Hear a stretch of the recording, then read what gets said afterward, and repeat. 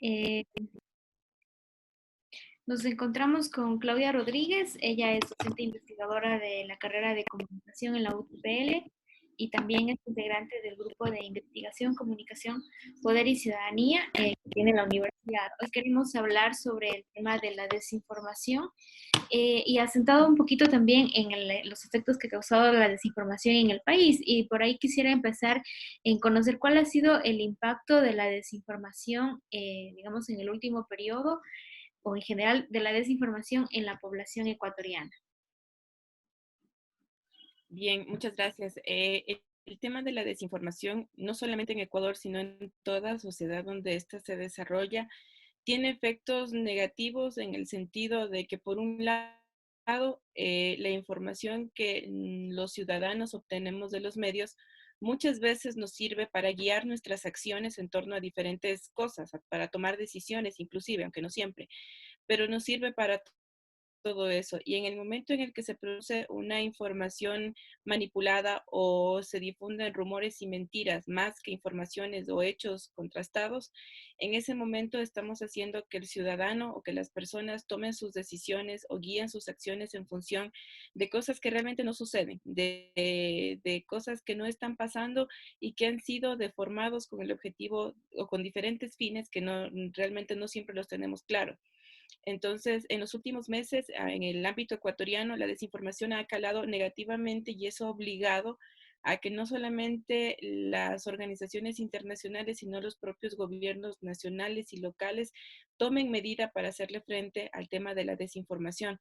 La desinformación en tiempo de pandemia, por ejemplo, coartó, limitó mucho que se apliquen medidas de contención y que éstas sean efectivas, porque la gente estaba recibiendo información que no estaba siendo verificada, pero sí se difundía a gran escala. Mitos sobre, por ejemplo, posibles curas que hicieron que muchas personas adopten esas curas y en muchos de los casos con consecuencias catastróficas. Gente que murió por haber tomado desinfectante o por haber tomado lejía porque un supuesto remedio de alguien que lo había comprobado, entre comillas, se lo sugería. Otras personas que empezaron a difundir información relacionada a muertos, a víctimas de la enfermedad, que no tenían nada que ver con el contexto, tampoco eran actuales, no tenían nada que ver con la situación que estaba viviendo el país, y eso coadyuvó a generar un caos. Al inicio de la pandemia, creo que el tema de la inseguridad, sobre todo de la falta de certeza, porque no teníamos información, ni siquiera información oficial, hizo perfecto el espacio para que se difunda gran cantidad de desinformación y con ello causar caos, provocar miedo, pánico entre las personas y afectar de forma negativa a las medidas de contención para que estas no puedan ser aplicadas de forma adecuada. Entonces, eso ha obligado, por ejemplo, a la Organización Mundial de la Salud a alertar a nivel mundial sobre los efectos de la desinformación, sobre la difusión de rumores, de mentiras que están haciendo que la gente desarrolle acciones equivocadas y que tome decisiones equivocadas en función de esa información que realmente no es verídica y no vale la pena consumir. Sobre el tema de la desinformación, existen algunos estudios que se hayan realizado en el país y si es que existen estos estudios, ¿cómo ha sido el desarrollo del mismo? Es decir, ¿qué han tomado en cuenta? ¿Qué factores, qué variables? ¿O cómo ha sido la medición también de los efectos que generan en la población?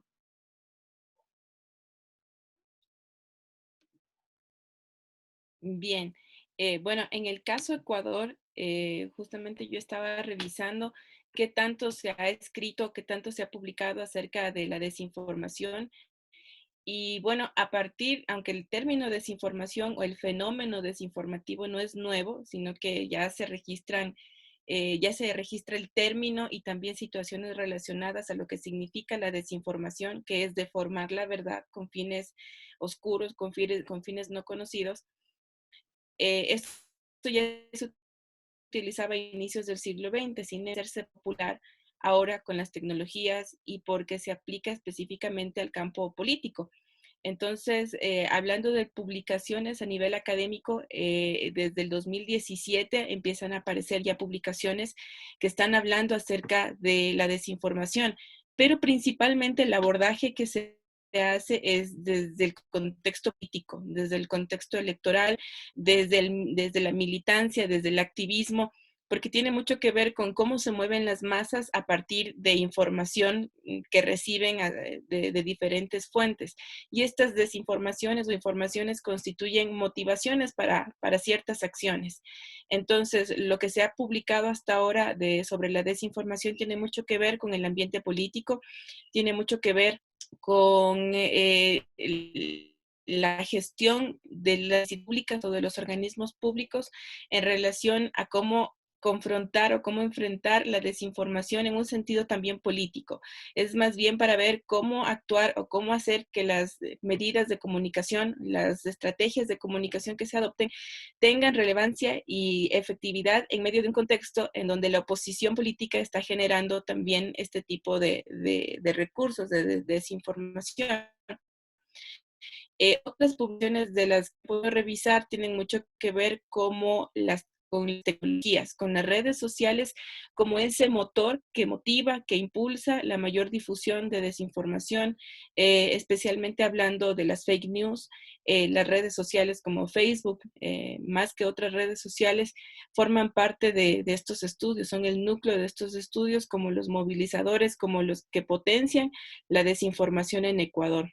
Lamentablemente, muy pocos estudios todavía se enfocan a la parte de la educación de las personas, a la parte de la formación crítica del ciudadano que reconozca esta desinformación y que además la evite, que trate de ver los mecanismos o las fórmulas que le ayuden a reconocer cuando una información está modificada, cuando algo no es creíble o que desarrolle procesos de verificación. Ese tipo de publicaciones todavía no. Yo creo que la investigación a nivel nacional todavía está encaminada a entender el fenómeno, cómo se produce, en qué contexto se produce, qué características tiene, cuándo, quién lo motiva, etcétera, pero todavía creo que no estamos aterrizando en lo que se debería hacer para evitar que este fenómeno tenga un alcance masivo y que siga desarrollándose. Precisamente desde este primer resultado de conocer cuál es y cómo se genera y los alcances del fenómeno de la desinformación y a partir de la necesidad de encaminar al ciudadano también para que pueda reconocer o discernir de un tema que esté generando desinformación, ¿cómo se podría prevenir esta desinformación ya aplicándolo para los propios medios, temas mediáticos, pero también para las audiencias, considerando que las audiencias tienen una dinámica distinta incluso de acuerdo a la red social con la que mayor familiaridad tengan? ¿Es posible ya hablar de procesos o estrategias para prevenir la desinformación? De hecho, sí. Desde que empezaron a verse los efectos nocivos de la desinformación, creo que han empezado también a pensarse en las alternativas que ayuden a contrarrestar esos efectos. A inicios de la segunda década del siglo XXI, se hicieron muy populares los blogs, se hicieron muy populares redes sociales como Facebook, que era la libertad de creación, la libertad de producción, y en ese momento se cayó en un lugar común de que ya no era necesario, por ejemplo, ser periodista para escribir noticias, ser periodista para crear contenidos informativos, porque ya cada persona lo tiene en sus manos, lo tiene a su alcance. Ahora mismo un celular es una herramienta poderosísima para generar contenido, para motivar acciones, especialmente en los espacios sociales. Ahora mismo la gente, los hábitos de consumo, la gente compra un celular por las características que tiene su cámara, más que por el mismo hecho que tenga la utilidad de su teléfono para hacer llamadas, recibir llamadas, escribir mensajes. Se lo compra más por el potencial que tenga para grabar videos, tomar fotografías y tener acceso a redes sociales y la conectividad a Internet. Entonces, eso nos está diciendo mucho que el ciudadano tiene este poder de producción y allí es cuando se produce un espacio para que la desinformación crezca todavía más. ¿Qué es lo que se necesita? Diferentes alternativas han surgido para hacerle frente a todo este fenómeno. Por un lado está el tema legal, el tema de la prohibición, de la censura. Los gobiernos de algunos países, como en el caso europeo, ya han hecho propuestas para generar leyes en contra de las fake news. Y estas leyes están enmarcadas principalmente en el tema político. Lo que quieren es evitar la injerencia extranjera en procesos políticos de un país o que permitan identificar rumores y mentiras en relación a un partido político, etc. El peligro de todo esto es que se pone en manos de un gobierno la facultad de decidir que es que este mismo gobierno apartar un tipo de información porque no va acorde a su forma de pensamiento. Entonces, regular Internet como tal, ponerle leyes a algo que nació libre y que se desarrolla, que no es propiedad de nadie prácticamente, es complejo porque caes también en el peligro de censurar, de imponerle restricciones a esa libertad con la que nació Internet y a la creación de contenidos. Entonces, por ahora sí, las herramientas legales son una alternativa, pero todavía creo que hace falta estudiar mucho para saber hasta dónde puede llegar una regulación gubernamental, hasta dónde puede llegar una prohibición, los castigos, quién los genera, cómo se producen, etcétera. Creo que eso es algo que todavía debe estudiarse mucho. Una segunda alternativa que me parece que es ahora la que está luchando más fuerte, creo que es la que nace desde el periodismo, las iniciativas de verificación informativa.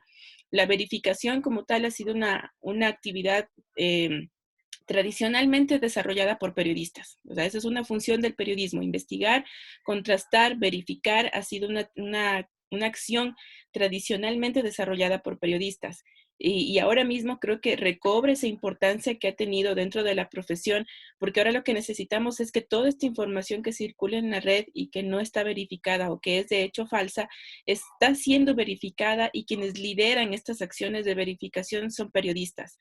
A nivel mundial existen redes que se dedican a hacer la verificación informativa, como la Red Internacional de Fact-Checking, como las mismas iniciativas que nacen del Poynter Institute. Entonces, muchas organizaciones periodísticas se han adherido a esto para hacer esta labor que el periodismo lo ha hecho durante años y que ahora mismo se ve la relevancia que tiene la acción.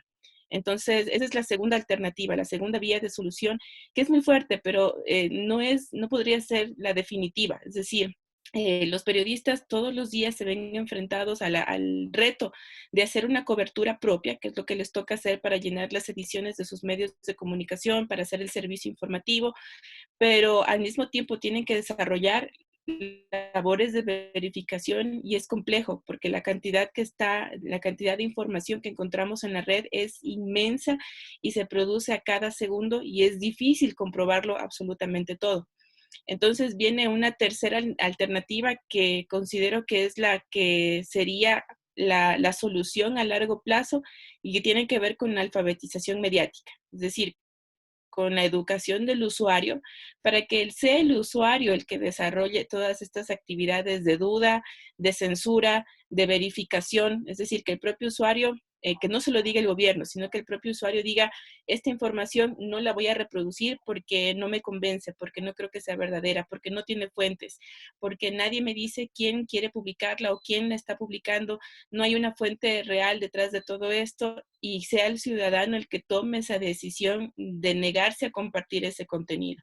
Es decir, que agrupe las dos cosas anteriores, tanto el limitarse a compartir una publicación como el verificarla como una función propia que sea parte de su consumo informativo diario. Entonces, para mí, la solución a largo plazo es la alfabetización mediática y esta alfabetización debe empezar, creo yo, desde los primeros años de escolaridad.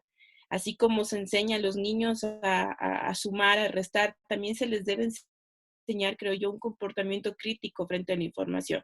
No solamente para no reproducir mentiras, sino para cuidar su propia intimidad, para cuidar su propia información, porque ahora mismo vemos la gran cantidad de nuevos delitos que han aparecido en red y tienen nuevas denominaciones porque son delitos que se producen especialmente a través de redes sociales. Y las principales víctimas o quienes caen principalmente son niños y adolescentes que están siendo víctimas de sexting, de bullying, de grooming, de otros delitos que suceden justamente por esa falta de educación, esa falta de formación que les diga cómo debe ser el uso de sus redes sociales. Muy bien, Claudia. Entonces, has topado también un aspecto muy importante que tiene que ver con los impactos o los alcances que tiene la desinformación. Y ahí quería ahondar un poquito más en conocer por qué se han generado estos impactos tan negativos en cuanto a la calidad de la información. Si en algún momento se había hablado que estábamos precisamente en la era de la información, quizás por el mismo boom que representó el desarrollo tecnológico, el acortar brechas de acceso a Internet y que esto permita también tener otro tipo de contactos que permitan ir construyendo. Pero a la vez, ya el 2018, 2019, 2020 hemos visto este fenómeno desinformativo como algo preocupante incluso para los propios gobiernos. ¿Cuáles serían ahí los nudos críticos que llevaron a ahondar esto, digamos así? Yo creo que justamente el hecho de que Internet sea incontrolable ha hecho que esto se convierta en algo masivo. Como digo, el tema de la desinformación ya se ha hablado desde hace mucho tiempo acerca de desinformación, pero vuelve a cobrar importancia porque ahora mismo Internet lo hace incontrolable. Hace 20 años se publicaba una mentira en un periódico y al siguiente día lo olvidábamos porque ya dejó de circular, ya no estaba en el kiosco de venta, ya había desaparecido el periódico o pasaban los días y nos olvidábamos del rumor, no volvía a salir nada, pero Internet no te da el derecho al olvido. Tú publicas una información en Internet y alguien le hizo captura, alguien la descargó, alguien la difundió, o sea, ya no hay ese derecho al olvido, ya no te vas a olvidar y además está el hecho de que lo difundes a gran escala. Entonces, la masividad que le da Internet a la información y a la desinformación es lo que lo convierte ahora mismo en un fenómeno así de preocupante, porque es complejo quitarle todo ese poder. El momento en el que nos censuren Internet, yo creo que es para provocar un descontento social generalizado. Pero ¿cómo haces, o sea, cómo esto se vuelve tan grande? Es por esa razón, porque Internet no es propiedad de alguien, nadie puede decir, voy a regularlo ahora mismo. ¿Qué intentan hacer para eso? Echarle la responsabilidad, por ejemplo, a los proveedores de Internet. Los servicios proveedores de Internet deberían filtrar la información. No es una función de los proveedores de servicios de Internet, porque ellos son proveedores de servicios de Internet, no son verificadores de información y tampoco son periodistas. Intentan hacer que las redes sociales acojan esta responsabilidad. En alguna medida, Facebook ha tratado de hacerlo, Google también ha tratado de hacerlo, el mismo Amazon han intentado desarrollar iniciativas de verificación informativa y de restricción para que se difundan informaciones y rumores de forma masiva, pero tampoco es su función.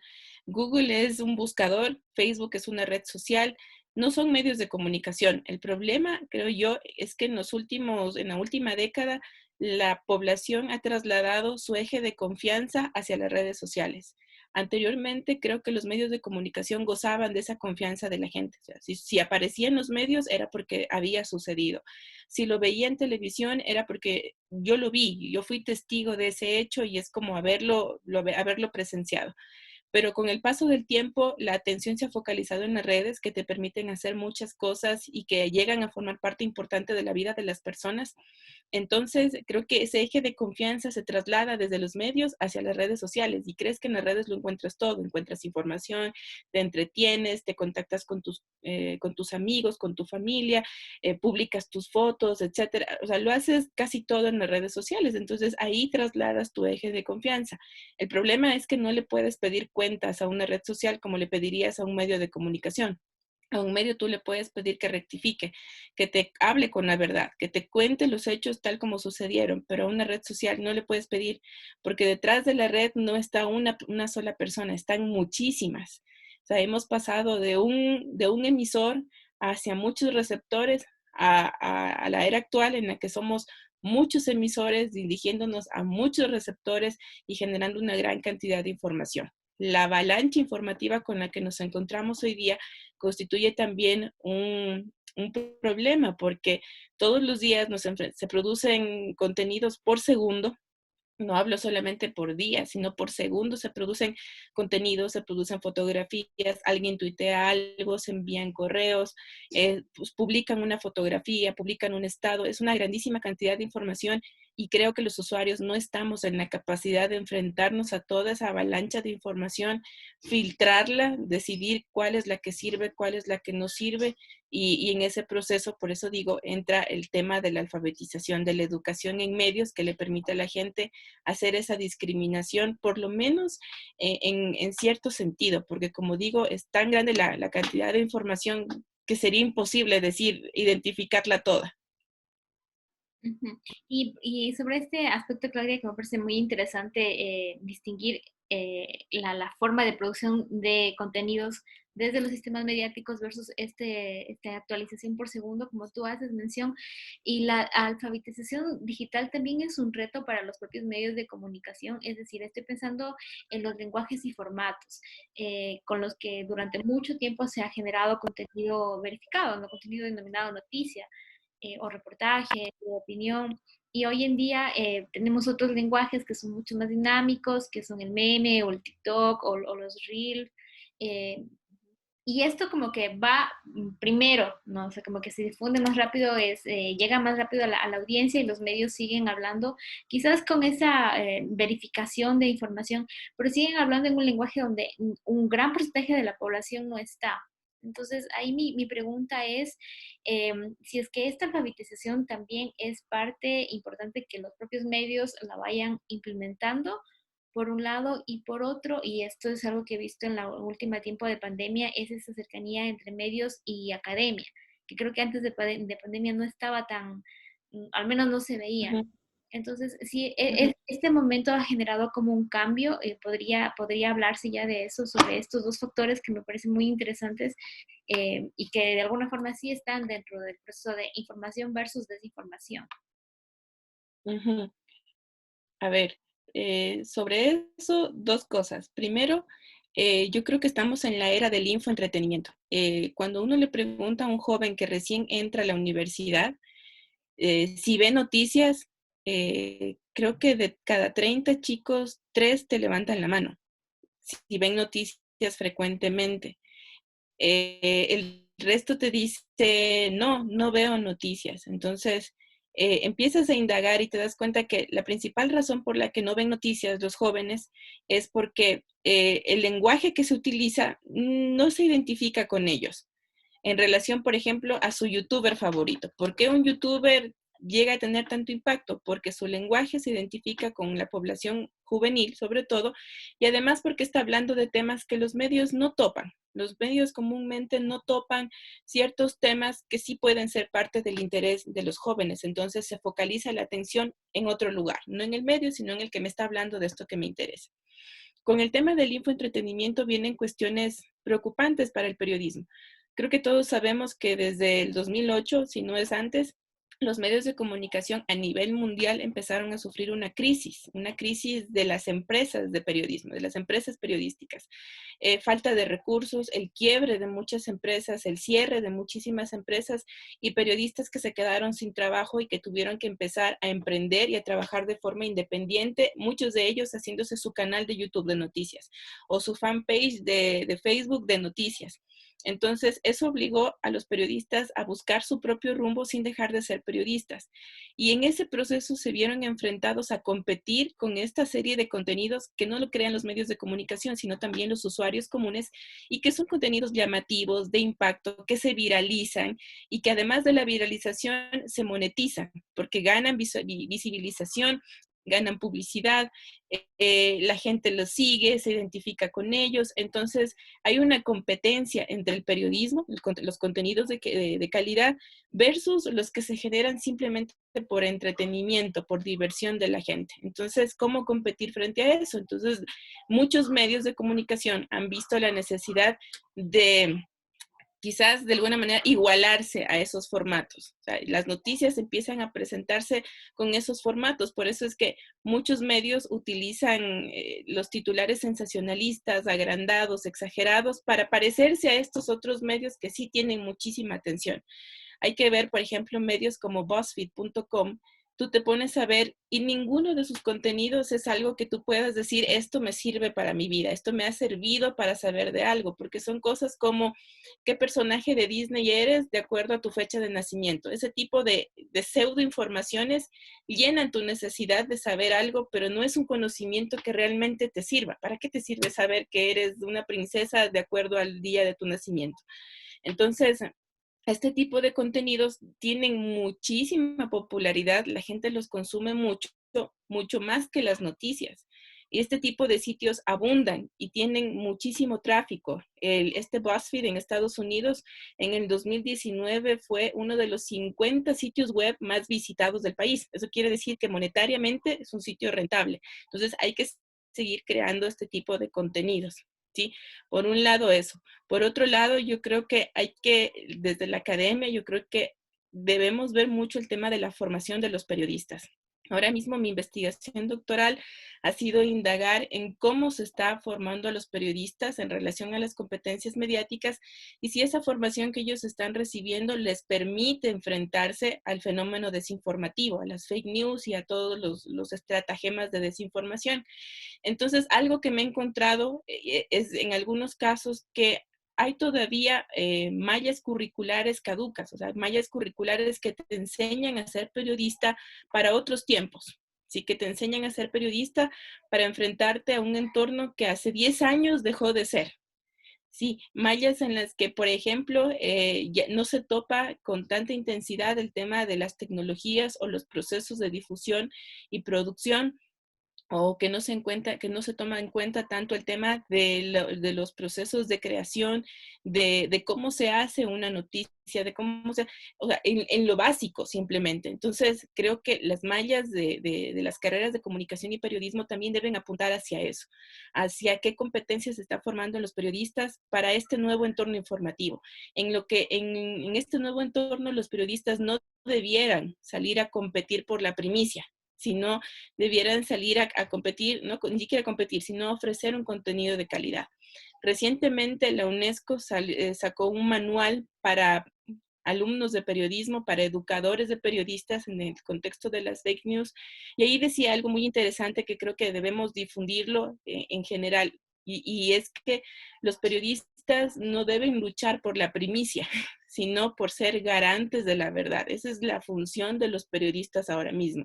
No es llegar con la noticia de primera mano o ser el primero en llegar con la información, sino garantizarle al usuario que eso que le está contando es recontra verificado, ha sido investigado y eso sí es una información de valor, mucho más que llegar primero, llegar con información verdadera. Muy bien, Claudia, muchas gracias. Aquí hemos descubierto también otra alternativa para un poco aprender y aplicar también en cómo mitigar de alguna manera la desinformación. Muchas Ujú. gracias por esta parte de la entrevista y ya le voy a parar aquí la grabación ya. Tu compu en una carpeta